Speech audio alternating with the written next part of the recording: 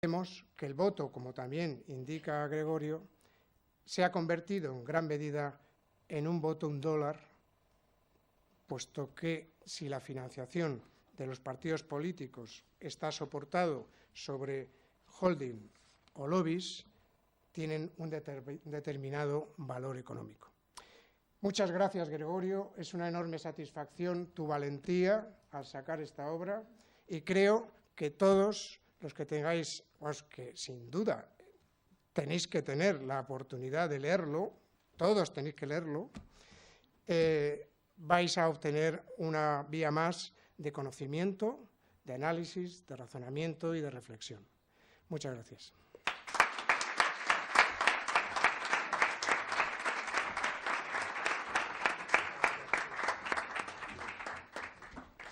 Muchas gracias a Jesús Benítez. Olvidé decir que además de ser magníficos escritores son tres excelentes oradores. A continuación tenemos el placer de hacer la palabra a Héctor Huertas. Un aplauso para él.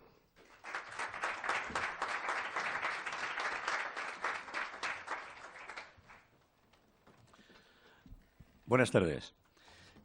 Perdonen que lo lea, pero es que yo soy muy mal orador y caigo mucho en las divagaciones, con lo cual puedo hacer un pequeño discurso de una página pues en un tomo de 30. Por eso es por lo que me limito a leer lo que pienso de la presentación, de lo que tenemos que presentar de la obra de Gregorio Planchuelo.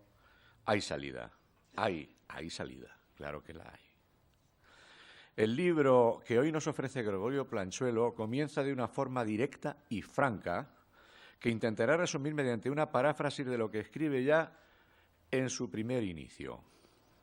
Dice él, digo, yo lo adapto, lo abrevio, este libro se dirige a quienes se sienten perjudicados por el inhumano modelo de sociedad que rige en Occidente, a los defraudados y a los que inquieta un sistema de tendencias retrógradas que él llama medievales, egoísta, injusto y destructivo. El autor ya nos advierte de arranque, pues, de cuál es su intención al escribir Hay salida. No pretende engañarnos sobre sus intenciones, muy al contrario de cómo lo hacen aquellos que ejercen el poder o aspiran a hacerlo durante un tiempo que, para ellos, carece de límites. La obra ha sido compuesta integrando varios estilos literarios. En eso se me ha adelantado la presentación de Basilio, pero puedo prometer y prometo que no nos hemos puesto de acuerdo para hablar de esto. Contiene en sí, en primer lugar, unas memorias con rasgos narrativos próximos a la novela. Supone un ensayo sobre los poderes que nos atenazan, como son la globalización y el neoliberalismo, que no ve fronteras en su expansión mundial. Aporta un conjunto de acertados aforismos, de los cuales Jesús pues ha hecho mención a alguno. Así que yo lo repetiré también. Elabora un discurso que gira en la órbita de la utopía de un mundo realmente democrático, lo que se llama democracia real. Y nos hace un exhorto, una exhortación para llegar a conseguir una democracia directa en la que sin compromisos ni ataduras nos invita a participar. Dicho esto, he de afirmar a continuación que una obra así no es fácil de escribir sin crear en el lector paroxismos de zozobra y confusión si no se es capaz de mantener centrado el interés de aquellos a los que va dirigida, que son millones de descontentos con la situación política y socioeconómica actual. Pero tras su cuidadosa lectura, al final desaparece cualquier incertidumbre. Gregorio Planchuelo es un celoso defensor de la libertad, no de la democracia al uso, que da con sus votos una patente de corso, como él dice, y es verdad, a los que han sumado más papeletas en un proceso que exige un ciclo temporal de 4, 6, 8, 24, etcétera, años, según el caso, para hacer y deshacer, pasando de forma tangencial por los límites de sus promesas preelectorales y cumpliendo así con el aforismo atribuido fuera de contexto, por supuesto, al viejo profesor don Enrique Tierno Galván, cuando dijo, o dicen que dijo, los programas electorales se hacen para no ser cumplidos. Esta afirmación es tan cierta como los consabidos pretextos de los gobernantes para justificar sus desviaciones fácticas de las promesas hechas para los que los eligen, para que los elijan. Pero vayamos a lo nuestro. En primer lugar, la parte novelística de la obra es, desgraciadamente, demasiado breve. Contiene rasgos descriptivos de mérito, como la tormenta que le sorprendió de niño en una finca del abuelo, o aquella ocasión en la que, renunciando esta vez yo a la maldita paráfrasis, no puedo por menos que reproducir literalmente de la página 16, y que dice así. Dice él: después de esta conversación, despertamos a mi abuela, que hacía tiempo se había dormido en su sillón. Encendimos los candelabros y, acompañado por amenazadoras sombras en movimiento, me dirigí a mi habitación. En ese momento, el de meterme en la cama y dormirme mirando cómo se consumían las velas era, sin duda, el peor del día. Querido amigo, yo te recomendaría que te dedicases un pedacito de tu tiempo para sorprender a tus potenciales lectores con esa capacidad que muestras para la narrativa, ejercida con tal grado de ritmo y belleza como lo haces aquí. No es que sería exigible que en una persona como tú, con las inquietudes que tienes, escribieras una novela como hacen muchos científicos que escriben novelas de ciencia ficción, en las que aquello que no han podido plasmar todavía en sus fórmulas porque no han llegado a una demostración o que está sometido a discusión, pero ellos, lejos de lo que es la finalidad de la investigación, creen, hacen novelas de ciencia ficción, y de esas novelas de ciencia ficción muchas veces salen cosas muy interesantes para nosotros.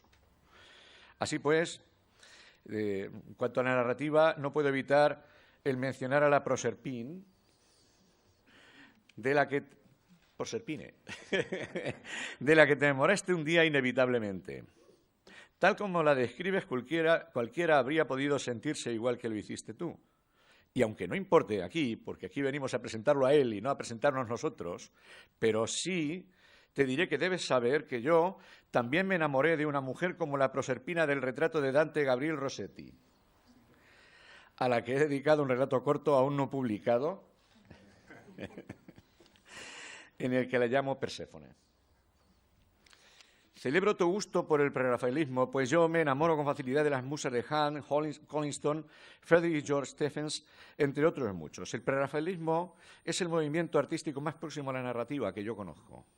El gusto por esa estética tan particular te retrata como un irreductible romántico que relata el largo viaje de su juventud pasando por Encinasola, Portbou, Lugo, Palma de Mallorca, Madrid, Bruselas. Por cierto, ¿podrías explicarnos por qué no te gusta la gaita?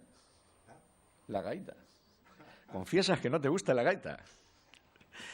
Bueno, luego no lo explicas.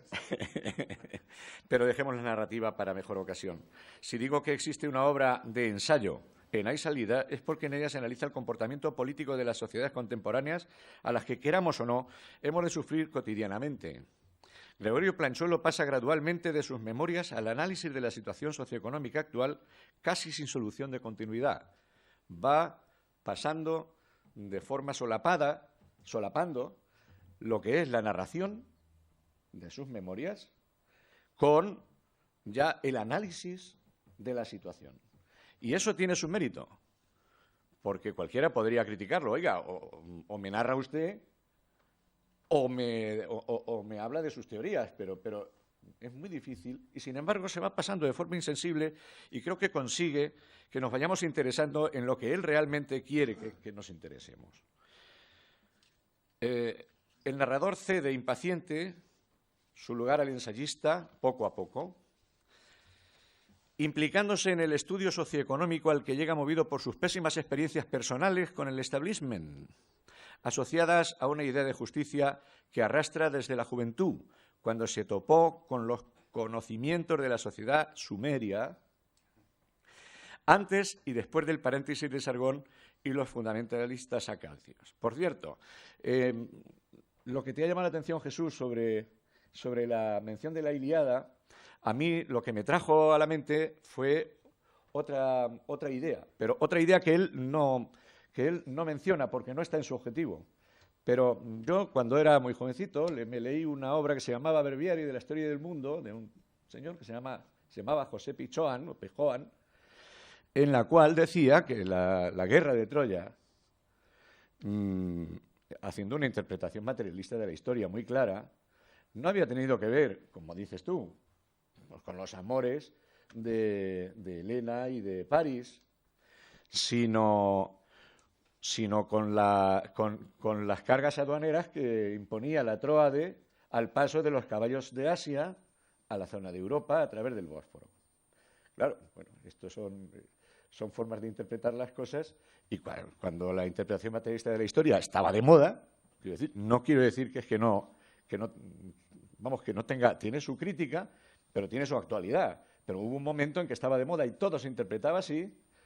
Pues yo creía que al final Gregorio iba a salir por ahí, pero al final no lo hizo. No lo hizo porque él lo que trata es realmente de separar esta época actual que tenemos, podridamente materialista, de una época antigua en la que los hombres todavía tenían ideales o eran idealistas de otras cosas más elevadas, como el amor, el odio, etcétera, ¿no? Entonces, eso es un comentario que no tenía escrito y con el cual, pues, habida mi tendencia a la divagación, he caído para alargar un poco más el discurso. Yo también me impliqué en mi juventud en bien intencionadas propuestas a mis superiores que me proporcionaron múltiples dolores de cabeza y odiosas humillaciones, y que me llevaron en volandas a cargos de responsabilidad que no pretendía. Haciendo buena esa frase del torero que invita al espectador que le silba desde el tendido a que baje al ruedo y lo haga mejor que él. Y tú, tal como relatas en tu obra, así lo hiciste, pero el torero no te quiso entregar los trastos, dejándote inerme ante el toro. Suele pasar. Como te digo, a mí también me ocurrió y me vengué saltando del cargo al sindicato en un brinco hiperbólico. Y vaya que sí me vengué. Pero el sindicato tampoco me convenció mucho, así que lo dejé sin volver la vista atrás, que somos muchos y venimos de antiguo los indignados resignados. Desde tiempo inmemorial hay un mecanismo para combatir al enemigo político que se expresa más o menos así: si no puedes con él, alíate con él. Y yo añadiría, y dale un ascenso. Y eso te fue ocurriendo a ti, como me fue ocurriendo a mí hasta que dije basta. A mí me querían hacer director provincial del Insalud de Ciudad Real, nada menos. Pues yo no sabía más que tocarle la tripa a los niños.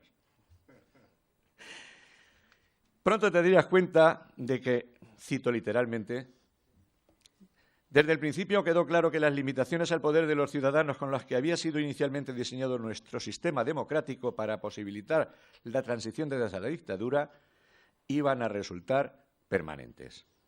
Cierto, allá por el 77 los padres de la Constitución metieron los mecanismos de la reforma en un baúl bajo 7 llaves y ahí sigue. A partir de aquí describe la situación sociopolítica mundial, comenzando por la actualidad neoliberal de los Estados Unidos, que traiciona el espíritu democrático que parió a esa gran nación. La incapacidad de tomar decisiones rápidas de la Unión Europea que limitan sus aspiraciones originales de liderazgo cultural y moral. La paradoja china, en la que convive, en extraña coyunda, la globalización neoliberal más salvaje con la pretendida dictadura del proletariado. El peligro de la neomonarquía nuclear de Corea del Norte y la contingencia de un Irán fundamentalista, religioso y previsiblemente atómico en pocas fechas, a pesar de lo que diga la ONU. ¿Qué le vamos a decir al Consejo de Seguridad que tú no lo hayas escrito ya en tu obra?